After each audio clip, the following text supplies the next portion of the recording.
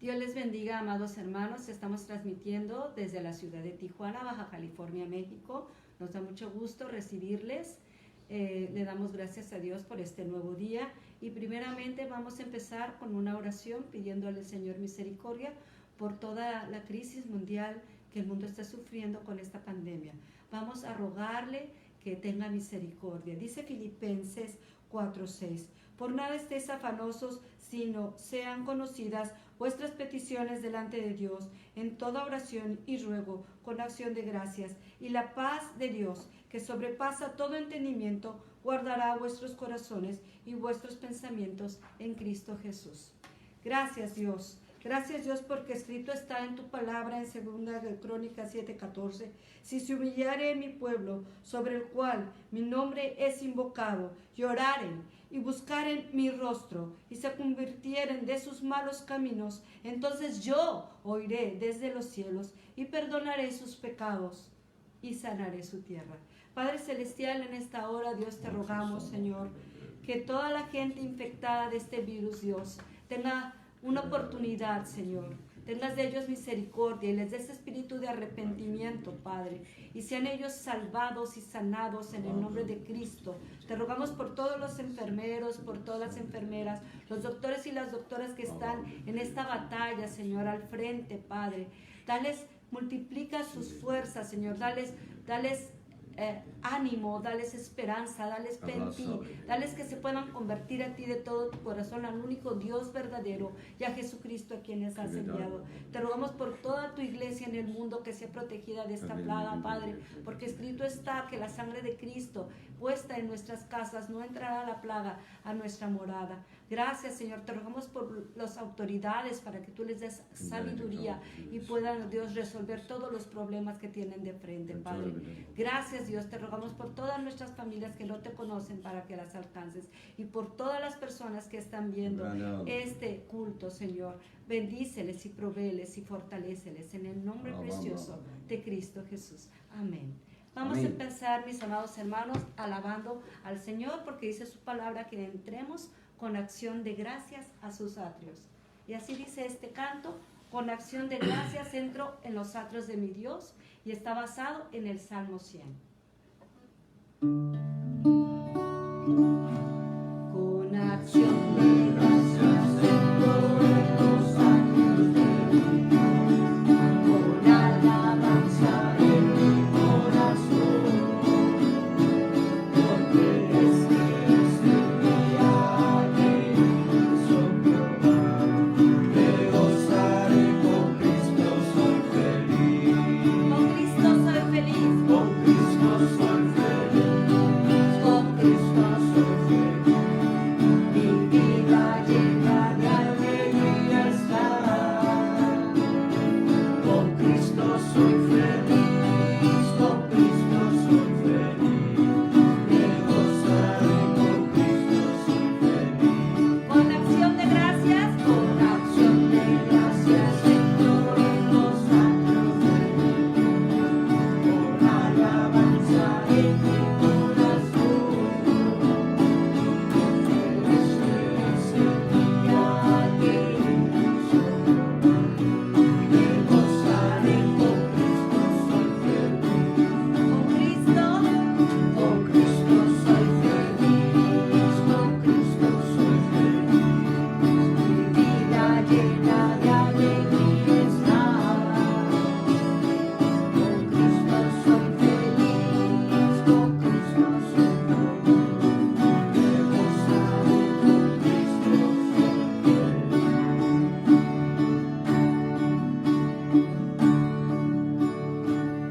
A su unigénito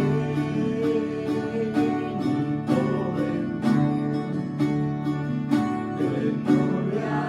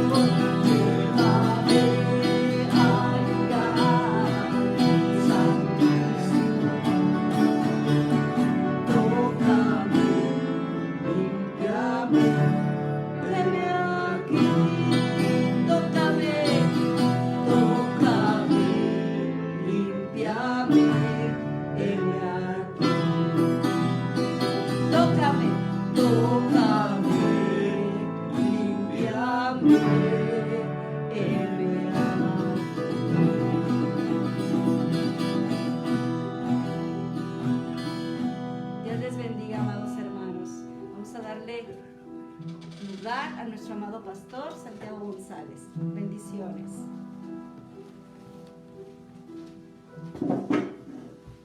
Damos gracias a Dios por la bendición que nos imparte el Señor en este día, este domingo. Bendecimos al Señor por todo lo bueno que es para con nosotros, su gracia, su amor, su misericordia, su bondad. Todo ello es glorioso. Bien, en nuestro estudio dominical de domingos pasados hemos estado considerando 7 diferentes palabras griegas que nos hablan de poder, autoridad, dominio, gobernanza, reglamentación, legislación, todo lo que significa el ejercicio del poder en todas sus expresiones.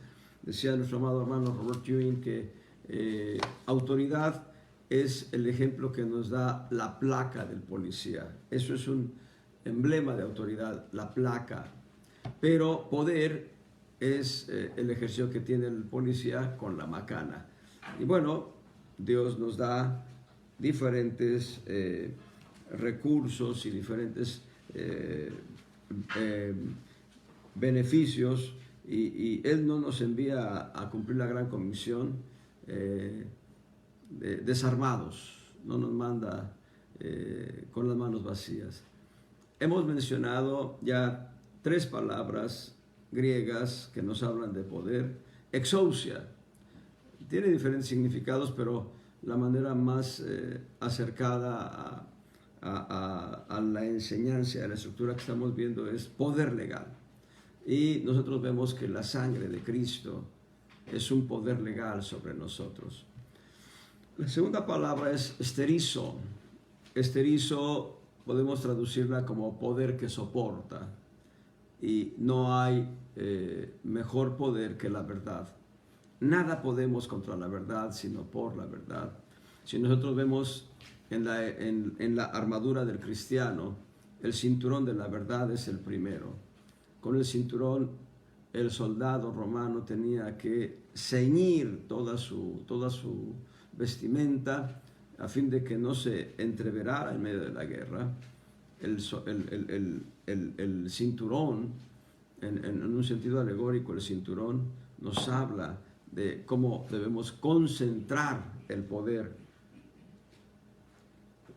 cómo concentrar la fuerza. De hecho, la faja, en un sentido literal, en un sentido físico, nos ayuda a cargar y a concentrar la fuerza, a evitar que vengan desgarres internos. Y la verdad en el plano espiritual ciñe de fuerza nuestras vidas, es un poder que soporta. La palabra dunamis, que mencionábamos la semana pasada, nos habla de un poder de lo alto a nuestra disposición. Y ese poder de lo alto es el Espíritu Santo.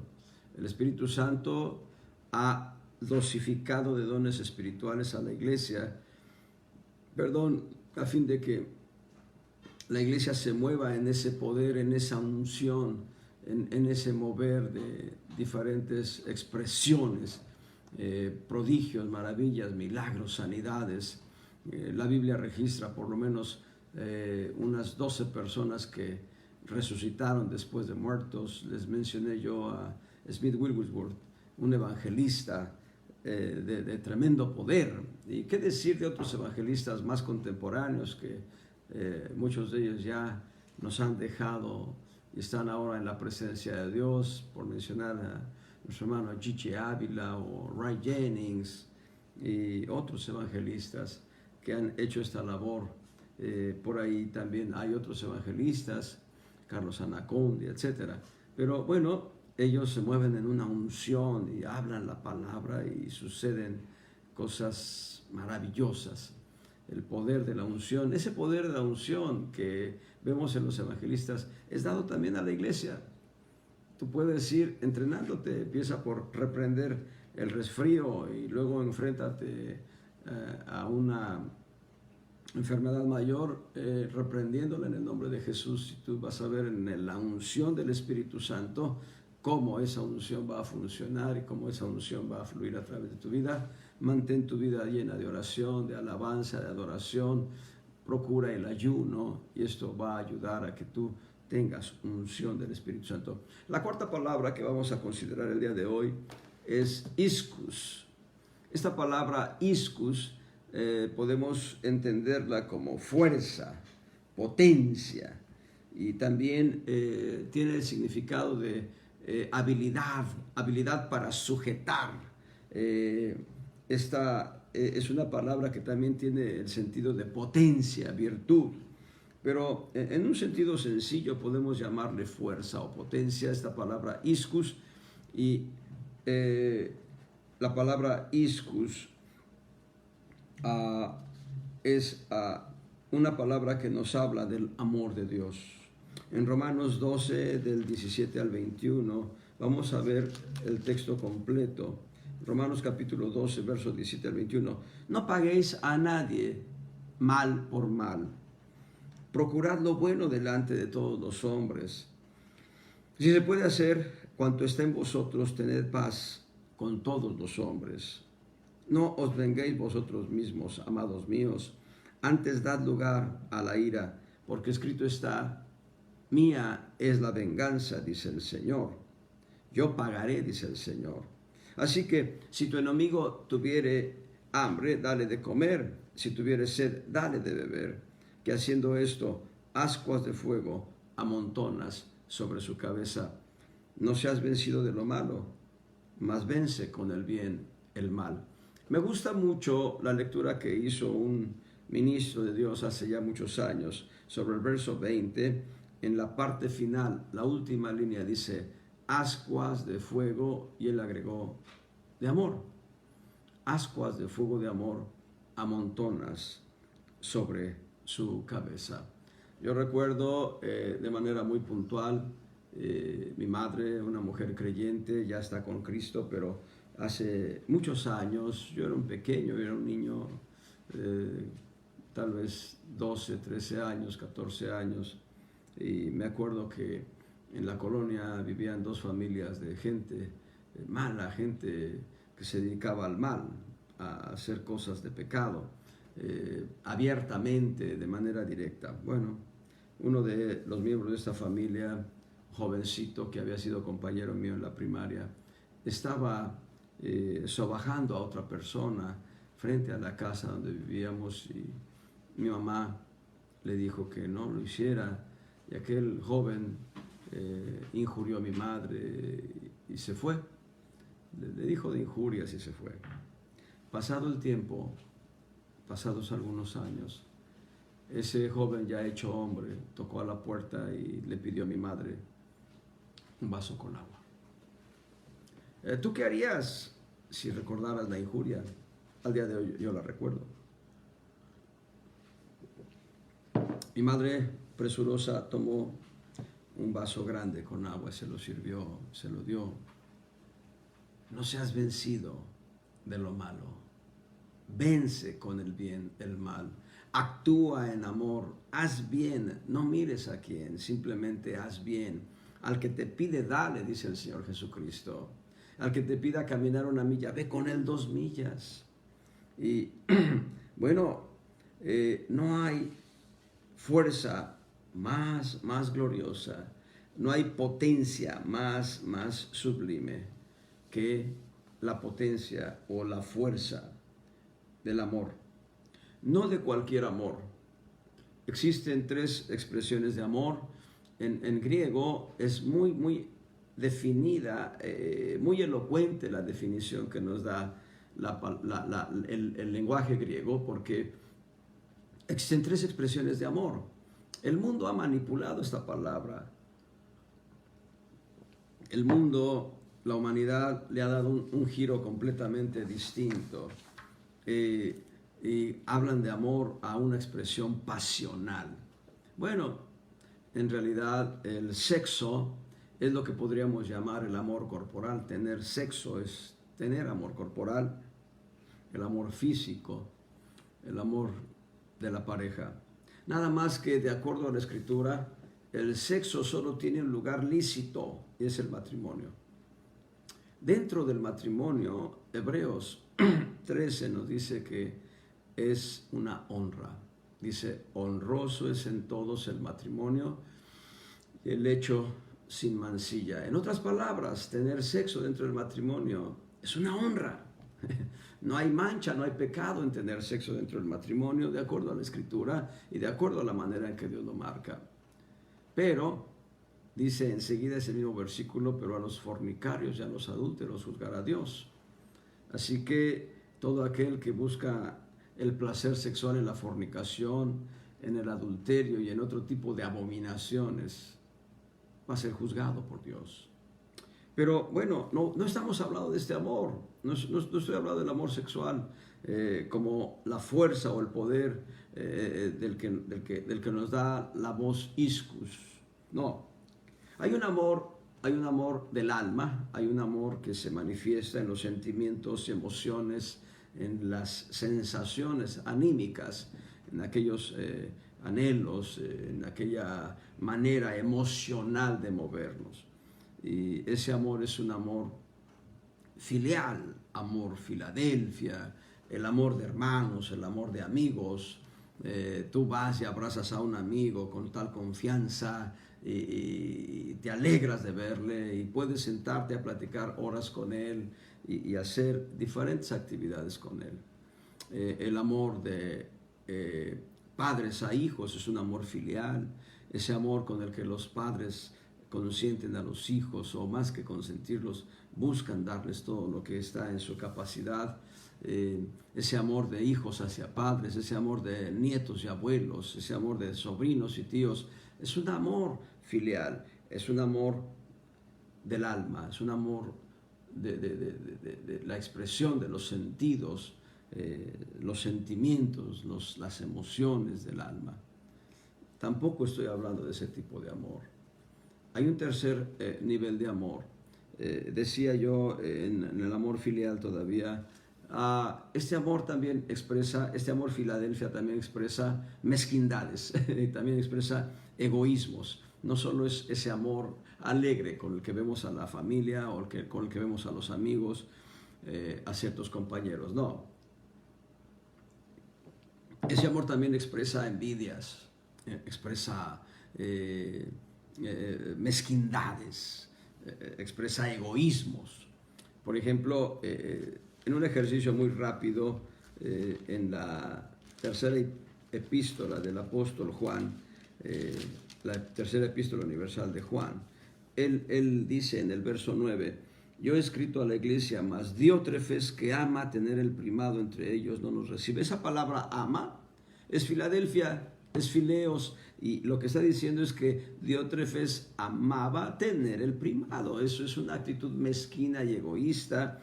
Y Diótrefes no permitía que otros ministros vinieran a esa iglesia local, a esa asamblea a la que escribe el apóstol Juan, y no permitía que otros ministros vinieran y compartieran la doctrina, la palabra. Y esa palabra ama es Filadelfia.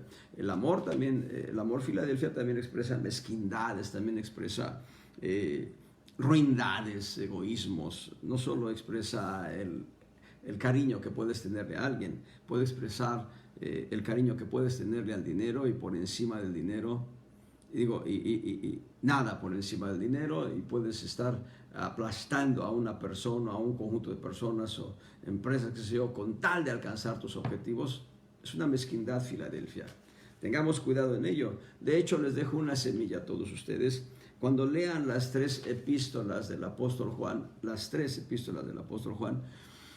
todas las veces que encuentren la palabra amor o el verbo amar en cualquiera de sus expresiones, van a encontrar que es ágape, excepto este verso 9 de la 3ª epístola. Es el único verso donde esa palabra amor es Filadelfia, y en todas las demás van a encontrar la palabra ágape. Y es del amor que quiero hablar.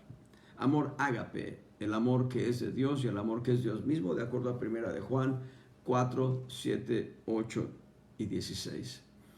1 de Juan 4, 7, 8 dice: amados, amémonos unos a otros, porque el amor es de Dios.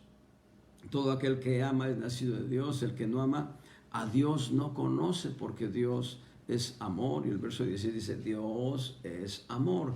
Y quiero decirles algo muy importante. Todas las veces que dice amados, ágape, amémonos, ágape, unos a otros, porque el amor, ágape, es de Dios, etcétera, etcétera, etcétera. Pero quiero centrarme en 2 verdades fundamentales que están en esos 3 versículos que he citado. El verso 7 dice: el amor, ágape, es de Dios. Y el verso 8 y el verso 16 dicen la segunda gran verdad: Dios es amor, ágape.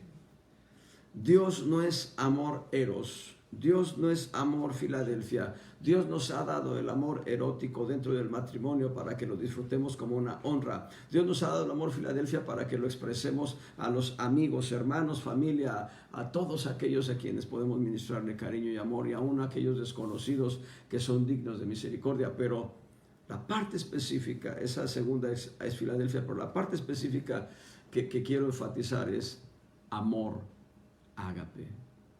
El amor que es de Dios, el amor que es Dios mismo. Y nosotros podemos encontrar a lo largo de toda la Escritura, desde Génesis, capítulo 2, y me refiero al capítulo 2 muy en específico, en cuanto a Dios estableciendo al hombre en el huerto de Edén, y hasta Apocalipsis, toda la Biblia está llena de expresiones de amor de Dios para con el hombre. Una expresión de amor de Dios para con el hombre está en Génesis 3, después de la caída, después de que el hombre ha pecado, ha desobedecido. El pecado del hombre fue desobediencia. El pecado de Adán y Eva fue desobediencia a un mandato, un solo precepto. Y cuando Dios va a dictar la sentencia sobre el hombre, dice: maldita sea la tierra por amor de ti. Qué manera de decirlo. Gracia, piedad, misericordia, amor de Dios. Dice: por cuanto obedeciste a la voz de tu mujer, por cuanto escuchaste a la voz de tu mujer y no obedeciste a la voz de mi precepto, dice: maldita sea la tierra por amor de ti. La primera maldición por causa del pecado cayó sobre la tierra, sobre toda la naturaleza.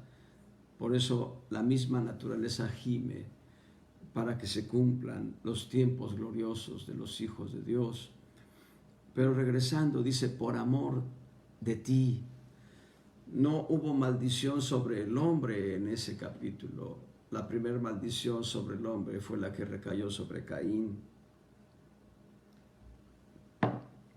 Y es este amor que nos muestra Juan 3:16, el pasaje más glorioso de la Biblia: de tal manera amó Dios a la humanidad, que dio a su Hijo unigénito, para que todo aquel que en él cree no se pierda, mas tenga vida eterna. Es de ese amor del que estamos hablando.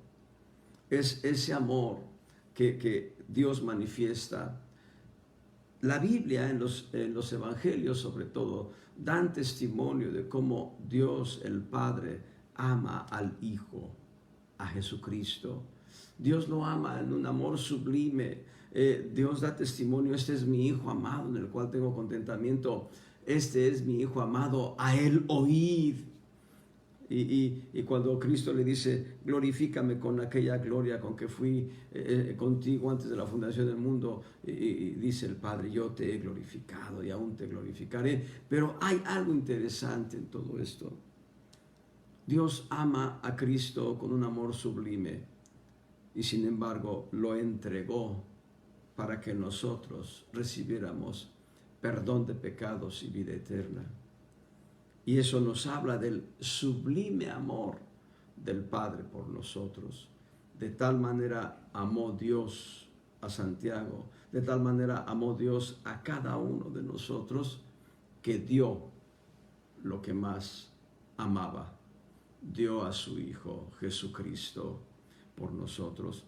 Bien, si en estos días alguien me dijera: oye, necesitamos el tipo de sangre que tiene tu hijo para que se salve mi hijo que está en terapia intensiva en tal hospital, pero necesitamos toda la sangre de tu hijo. Y entonces el cuestionamiento sería: ¿y mi hijo va a morir por causa de que salve a tu hijo? Y dirían: sí. Yo diría: pues no, yo no voy a entregar a mi hijo para que salve a otra persona a cambio de que mi hijo muera. Eso fue lo que hizo Dios. Entregar a su Hijo en la cruz. Ese es el amor glorioso y sublime del que queremos hablar. Ese es el amor que tiene la fuerza y la potencia para mantenerse vivo todavía hasta el día de hoy. Nosotros vemos en la historia de la humanidad, encontramos muchos imperios, muchos reinos. Empezamos desde los babilonios, los fenicios, Egipto, las grandes comunidades creciendo con gran poder, un poder bélico, un poder bélico que se manifiesta con armas sofisticadas según se va creciendo. Todos estos imperios, todas estas grandes naciones, Roma, después de Babilonia, Grecia, después de Grecia, Roma, han subyugado, han quedado subyugados. ¿Qué hay de aquellos imperios? Ruinas. Hay ruinas y en algunos casos ni siquiera hay vestigios de lo que fueron aquellos pueblos poderosos. ¿Quién no conoce un poco de la historia de Alejandro Magno? Tantos hombres que se han encumbrado en el poder temporalmente. Sin embargo, cuando nosotros hablamos del amor de Dios, mientras que aquellos imperios, aquellas culturas, al día de hoy inclusive grandes naciones con un gran poder bélico, se ostentan como los escudos de la humanidad o como aquellos que pueden poner orden en medio de la humanidad, y no saben que su gloria es pasajera. Todas armas, cualquier arma que pongas delante de mí, el misil más poderoso, la bomba atómica más poderosa, no tiene la más mínima eficacia respecto del amor de Dios. Quiero leerles un dato interesante. El día de Pentecostés, antes de leer el dato, quiero decirles, el día de Pentecostés, 50 días después de que Cristo había ido a la cruz y se había levantado entre los muertos, 50 días después, el Espíritu Santo se derramó solamente sobre 120 creyentes. 120 creyentes recibieron el poder, la unción del Espíritu Santo, y con 120 creyentes Dios revolucionó toda la humanidad. Escuchen este dato que es interesante. Después de 120 creyentes, algunos dirán, había más de 500, sí, había otros creyentes, había más de 120 creyentes, pero yo hablo de los 100 que esperaron en el aposento alto. Esos 120 que esperaron en el aposento alto, vean, la iglesia del Señor Jesucristo, la cual es comparada con un reino, es un reino que prevalece hasta el día de hoy, desde aquel día en que Cristo se levantó de los muertos para fundar su iglesia. Desde esa fecha hasta el día de hoy, la iglesia se mantiene viva. Hoy somos millones de creyentes en todo el mundo. En todo el país, en México, yo calculo que la cuarta parte de la población, y si no es la cuarta parte de la población, andamos cerca de la cuarta parte de la población, es de Cristo. Y también en todo el mundo, en Estados Unidos, en Canadá, en Centroamérica, en Sudamérica, en África. En África hay, naciones que están teniendo avivamientos fuertes del Espíritu Santo y están viendo la manifestación de la gloria de Dios y están creyendo. Miles, millones de personas están entregando su vida a Cristo. Aún en China comunista hay gente de manera total entregada al Señor. No les importa ser perseguidos. Gloria al Señor. Bendito sea el Señor. Escuchen lo que dice el sociólogo Rodney Stark. Se afirma que en el siglo III de nuestra era, durante el reinado de Constantino, escuchen bien, todo el mundo conocido de aquella época habría escuchado el Evangelio. Se dice, por ese sociólogo, que el cristianismo había crecido en forma exponencial y se podría contar, fíjense bien, en el siglo III, casi 6.300.000 cristianos, 6.300.000 cristianos solamente dentro del Imperio Romano, sin considerar los cristianos ya convertidos dentro del Imperio Persa. Más de 6 millones solamente en el Imperio Romano en el siglo III, con 120. ¿Cuál fue el arma? ¿Cuál fue la eficacia, el poder, la potencia con la que este reino siempre eterno creció y creció hasta el día de hoy? Amor ágape, el amor que es de Dios, el amor que es Dios mismo. En una cita de Wikipedia a propósito de este sociólogo, leo lo siguiente. Después de estudiar el incremento del número de cristianos en los primeros siglos de la era común, el sociólogo Rodney Stark sugirió que el edicto de Milán no fue la causa del triunfo del cristianismo, sino una respuesta astuta de Constantino frente al crecimiento exponencial del número de cristianos en el Imperio Romano, que habría pasado aproximadamente, escuchen, de 40,000 creyentes, una población aproximada en el año 150. Gloria al Señor. El día de Pentecostés había 120 fieles y todos otros los que se habían diseminado por allá, pero 120 fieles. El día de Pentecostés, 50 días después de la resurrección de Cristo, había 120 fieles. Y para el año 150 había más de 40,000 o cerca de 40,000 creyentes, que significaba el 0.07% de la población del imperio. Y en el año 300 de nuestra era, en la época de Constantino, cerca de 6.300.000 creyentes solamente en el Imperio Romano. Así que, dice él, no todos los historiadores están de acuerdo con la conversión de Constantino y explican el acercamiento de Constantino a los cristianos, entre otras cosas, por la necesidad política de conseguir apoyos, sobre todo los territorios orientales, ante sus aspiraciones de convertirse en emperador de Oriente y reunificar el imperio bajo su único mandato. Bien, hoy no quiero discutir si Constantino se convirtió a Cristo o no se convirtió a Cristo. Lo que quiero es establecer que mientras que el día de Pentecostés, 50 días después de la Pascua, 50 días después de la Pascua, solamente eran 120 creyentes.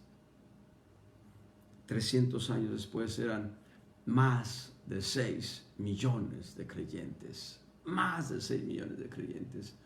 En una reflexión así de recordar en mi memoria, Enoc, uno de los 7 patriarcas de Génesis que nos dan un ejemplo de una vida consagrada a Dios, Enoc fue el único que caminó con Dios. Parecía que él iba a contracorriente de todo el mundo, el único. Podía voltear hacia todos lados y ver que nadie le seguía y que él era el único que caminaba con Dios. La Escritura dice, Enoc caminó con Dios.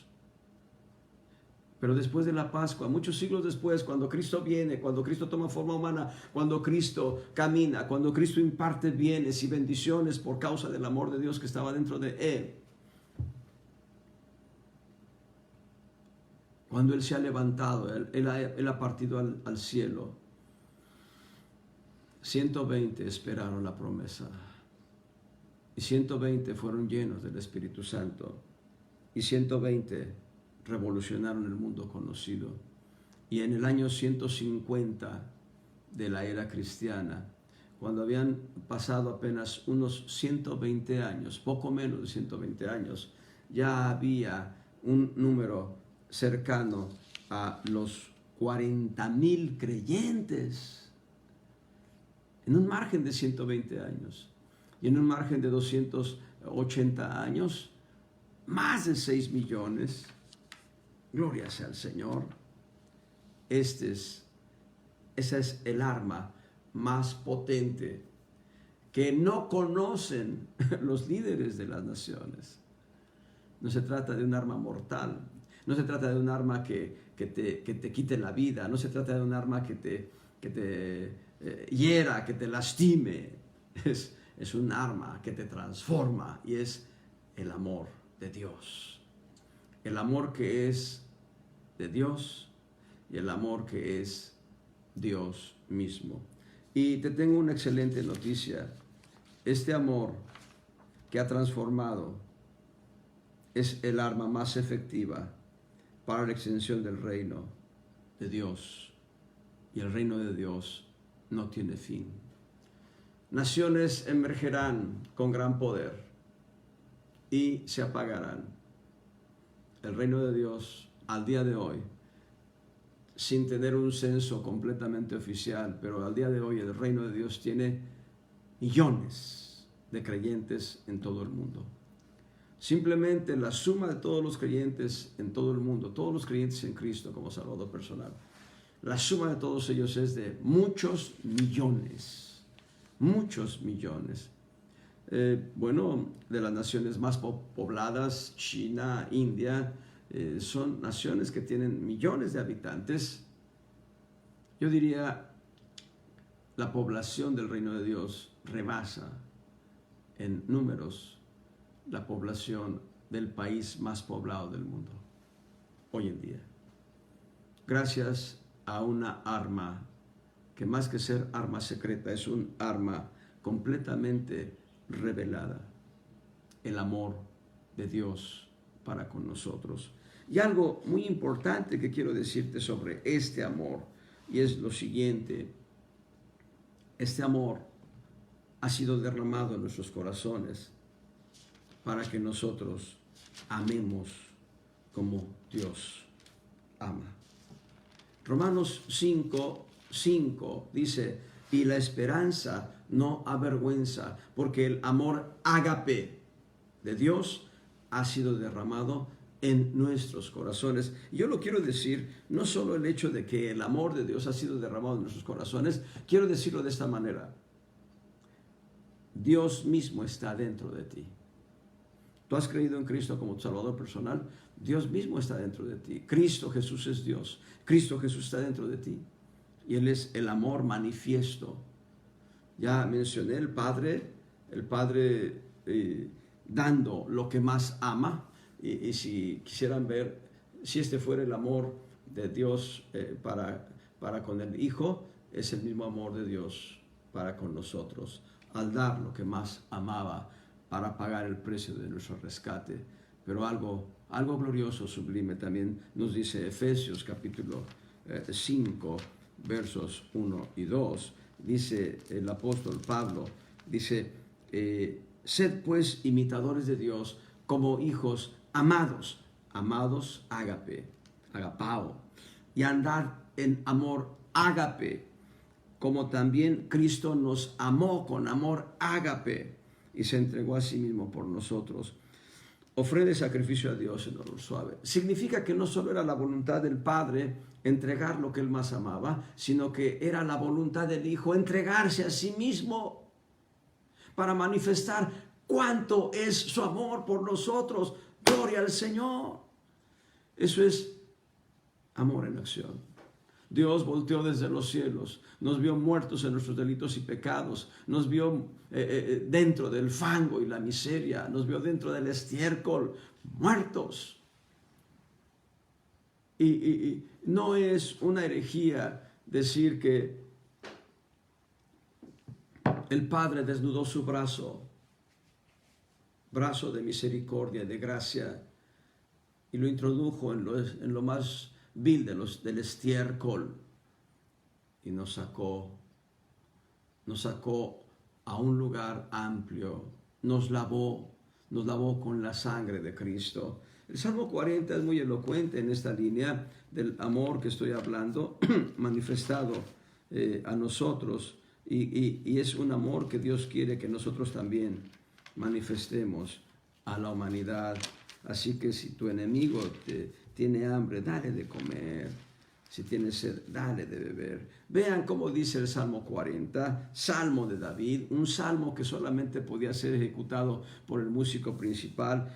Dice resignadamente en la versión antigua, la versión 60 dice pacientemente.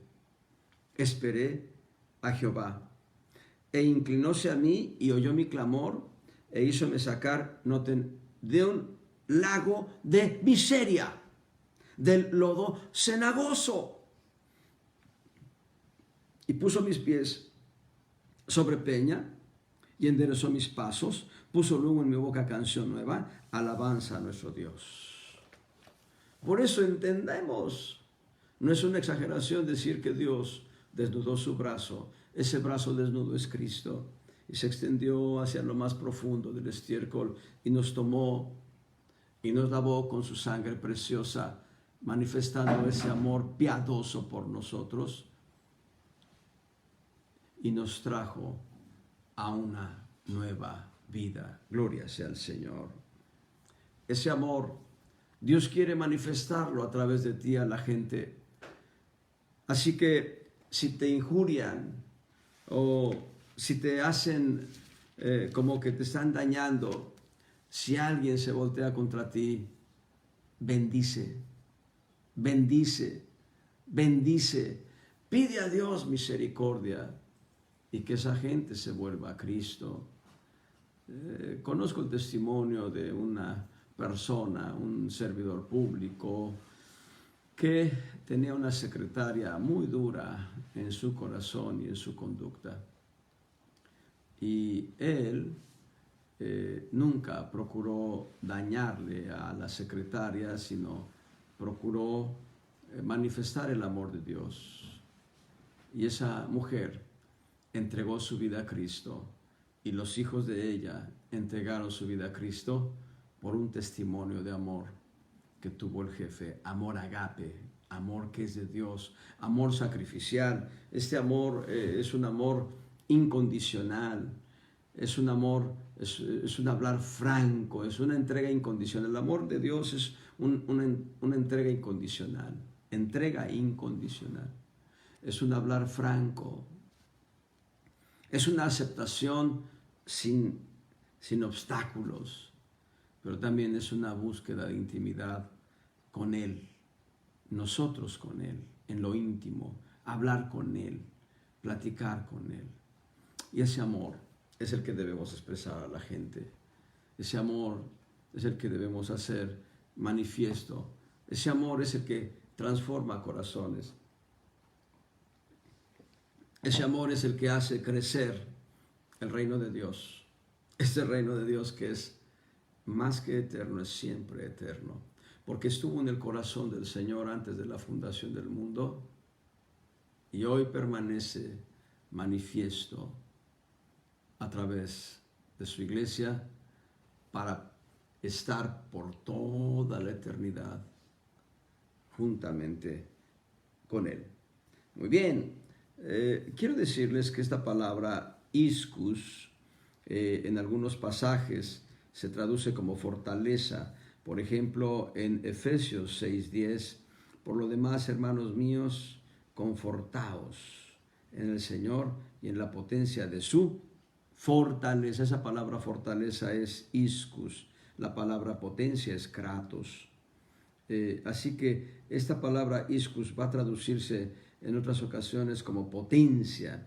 Por ejemplo, en 2 Tesalonicenses 1:9, los cuales serán castigados de eterna perdición por la presencia del Señor y por la gloria de su potencia. Esa palabra potencia es ischus. Una quinta palabra. Quiero avanzar mientras el Señor nos lo permita, unos minutos extras. Quiero tomar unos minutos extras, si así nos lo permite el tiempo. La quinta palabra, kuriotes, perdón. Kuriotes es una palabra derivada de kurios o kyrios. La palabra kurios es Señor en griego. Y la palabra kuriotes es dominio, señorío, poder controlado. Fíjense bien, poder controlado, dominio, señorío. Y quiero decirles que hay un recurso de dominio que tiene que ver en nuestra relación personal con Dios, y es esta: nuestro yo sometido al señorío de Cristo. Vuelvo a decirlo, nuestro yo, mi yo, Santiago, mi ego, la palabra yo en griego es ego, mi real ego sometido al señorío de Cristo. La palabra kuriotes o kuriotes habla de maestría, reglas, dominio, gobierno, potestad. Y es muy importante entender que esta palabra viene de kurios o kyrios, y kyrios es supremo en autoridad. Y el único supremo en autoridad es Dios, es Cristo. Y lo que Él quiere es que nosotros vengamos voluntariamente y nos rindamos ante Él. Hablando de la filiación entre el amor del que hablé hace rato y el yo sometido, hay algo muy importante que quiero decirles. La Biblia dice que el amor de Dios nos constriñe. La palabra constreñir es obligar. Vean de qué manera Dios nos constriñe. Nos constriñe por amor, con amor. El flagelo de Dios se llama amor. En las naciones donde hay dictadores, donde hay gobernantes dictadores, ellos gobiernan con la fuerza de las armas. El que se levanta en contra del dictador irremisiblemente es muerto, y cuando el bien le va solamente va a la cárcel o es expulsado de la nación. Si habláramos de tiranía de Dios, perdón por decir esta palabra, tiranía, Él nos somete con su amor. Y entonces cuando Él nos somete con su amor, y cuando nosotros tenemos una conciencia plena, clara y definida de lo que es el amor de Dios para con nosotros, en el corazón lo único que puede decir: aquí estoy, Señor. Heme aquí para que haga tu voluntad. Cristo lo hizo.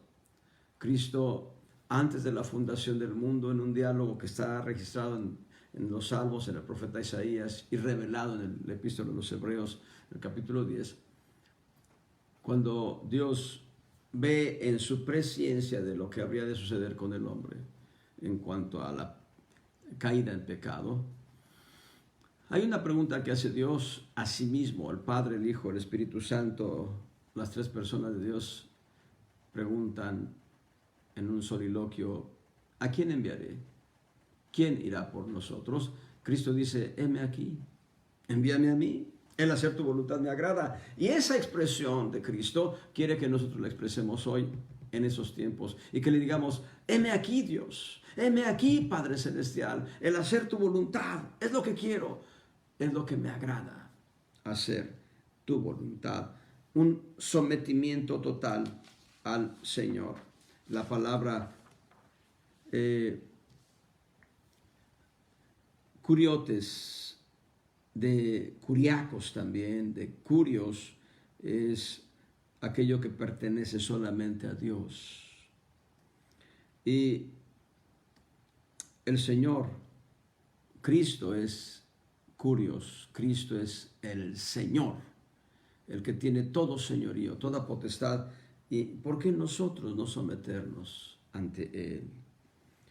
Cuando yo entiendo que debo someterme al señorío de Cristo, me doy cuenta que es muy complicado, muy complicado. El alma tiene una serie de vicios que se generaron mientras caminaba en el mundo sin freno, y esos deseos y esos instintos y ese tipo de expresiones del alma, Cristo quiere que los rindamos a sus pies. Cristo quiere que vengamos ante Él y digamos, aquí están a tus pies, Señor. Todo, todo, todo. Yo mismo, aquí estoy a tus pies. Me estoy acordando de aquel predicador de hace siglos que estaba orando delante de Dios y Dios le dice, Señor, aquí estoy para hacer tu voluntad. Y Dios le dice, dame todas las llaves. Y cuando el Señor le estaba diciendo, dame todas las llaves, estaba diciendo, dame todo lo que está en tu corazón, ríndelo ante mí. Y este predicador decía, no puedo, Señor. Así que el Señor hacía como que se iba, y entonces, no te vayas, Señor. El Señor decía, dame todas las llaves.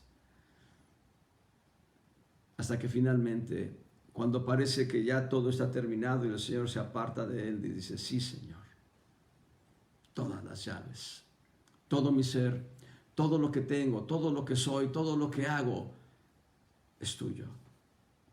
Dios quiere que nosotros le entreguemos a Él todo lo que somos, todo lo que tenemos y todo lo que hacemos. Que podamos decir, el auto, sí, Señor, el auto es tuyo, no es mío. Me acuerdo un hermano muy lindo a quien yo amo. Hace ya años, hace unos 16 años, no recuerdo ya el dato, compramos un auto nuevo de agencia. Dios nos permitió comprarlo, una van. Fuimos a visitar a este varón, muy hermoso, yo le amo, y cuando él nos vio llegar en ese auto, lo primero que hizo fue dirigirse al auto y bendecirlo y decir, Señor, úsalo en la obra misionera. Yo me quedé extrañado al principio, pero dije, sí, Señor, úsalo en la obra misionera. Y es lo correcto. Lo que somos, lo que tenemos y lo que hacemos debe ser rendido ante el Señor. Y la palabra más adecuada y más correcta para el yo sometido es templanza. Y templanza es sinónimo de dominio propio. Y la mala noticia es que en esta humanidad,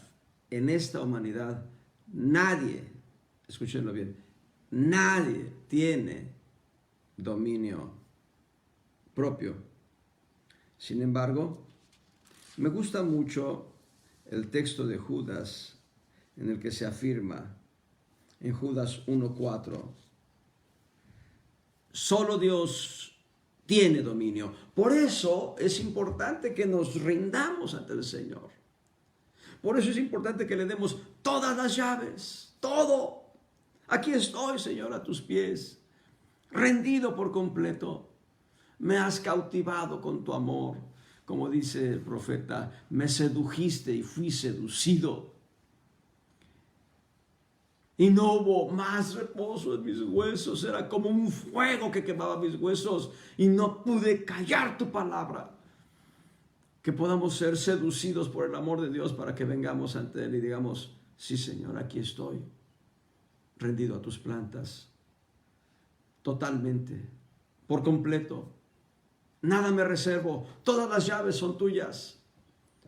Y entonces cuando nosotros nos rendimos ante el Señor, Él tiene dominio sobre el yo. Y la templanza y el dominio propio van a expresarse porque Dios tendrá dominio sobre nosotros. Es importante esta expresión de dominio propio. Es muy importante, voy a traducirla de una manera mucho más sencilla. Dominio propio es mantenerse sobrio. Mantenerse sobrio. En otras palabras, que aquel que es alcohólico se mantenga sin probar una gota de alcohol. Que aquel que es adicto a las drogas se mantenga sin probar en absoluto la droga y que esto no inquiete su ser. Aquel que es adicto al juego, etcétera, etcétera, etcétera. La expresión nefo nos habla de sobriedad, nos habla de abstenernos de vino, pero también nos habla de ser discretos, de ser sobrios y estar sobrios, de estar vigilantes, de ser vigías, de observar. Cuán importante es que nosotros nos mantengamos sobrios. Cuando el apóstol escribe a los tesalonicenses, habla de mantenernos velando y estar sobrios, porque Cristo viene pronto. Estar sobrios es de vírgenes prudentes. Estar sobrios es de gente sensata que está guardando su lámpara y su aceite. ¿Cuánto más que vemos que el esposo está cerca? Hay un clamor en todo el mundo. Y ese clamor es este: he aquí el esposo viene, salid a recibirle. Amén. He aquí Cristo viene pronto. Amén. Viene más pronto de lo que muchos imaginan. Cuando tú estás sobrio, cuando tu yo está sometido al señorío de Cristo, entonces tú estás listo para aquel momento en el cual solamente vírgenes prudentes entrarán a las bodas del Cordero. Solamente aquellos que son sobrios y velan. La sobriedad, dominio propio, el sometimiento al señorío de Dios nos permite estar alertas respecto de las acechanzas del enemigo para poder contrarrestarlas, pero también nos permite estar listos para que Cristo nos tome con Él en las alturas. Hoy hemos visto las palabras iscus y curiotes. Iscus, fuerza y potencia. Curiotes, dominio, señorío, poder controlado. Nos quedan 2 palabras más para agotar esta enseñanza. Dios mediante, esperemos la próxima semana avanzar y, si es posible, terminar la enseñanza de estas 7 palabras que hablan de poder. El Señor les bendiga abundantemente, amados.